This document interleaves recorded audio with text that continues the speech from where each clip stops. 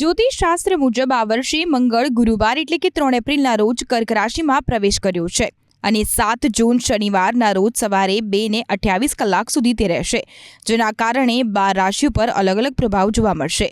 મેષ રાશિના લોકોને તેમના કાર્યોમાં સફળતા મળી શકે છે। કેટલીક જંગમ અને સ્થાવર મિલકતો ખરીદી અને વેચી શકે છે। માતા પિતાનું સ્વાસ્થ્ય બગડી શકે છે।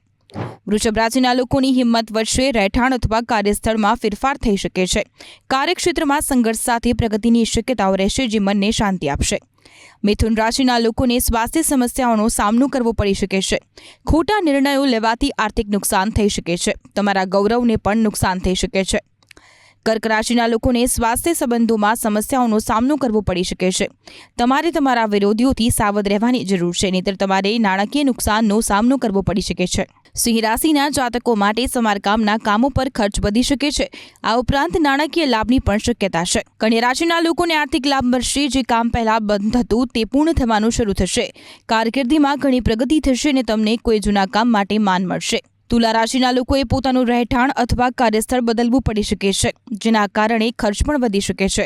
તમે નવા લોકો સાથે સંબંધો બનાવશો। વૃશ્ચિક રાશિના લોકો માટે ટૂંકી અને લાંબી મુસાફરીની શક્યતાઓ બની શકે છે। મહત્વપૂર્ણ કાર્યમાં અવરોધો આવી શકે છે।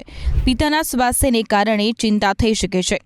ધનુ રાશિના લોકોને પોતાના કામમાં સંઘર્ષ કરવો પડશે। સ્વાસ્થ્ય સંબંધિત અવરોધો આવી શકે છે। કામમાં અવરોધો ઊભા થઈ શકે છે, જેના કારણે મન ઉદાસ રહી શકે છે। મકર રાશિના લોકો નવા કાર્યોમાં મૂડીરોકાણ કરી શકે છે। કેટલાક જૂના સંબંધોમાં તણાવ વધી શકે છે।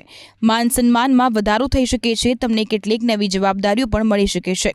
કુંભ રાશિના લોકોના પરિવારમાં વિવાદ થઈ શકે છે, પરંતુ તેમને સફળતા ચોક્કસ મળશે। કોઈ જૂની સ્વાસ્થ્ય સમસ્યાનો ઉકેલ આવશે, જે માનસિક શાંતિ આપશે। મીન રાશિના લોકો માટે સખત મહેનત છે, ત્યારબાદ કાર્યમાં સફળતા મળશે। તેમના કાર્યસ્થળમાં ઘણી પ્રગતિ કરશે।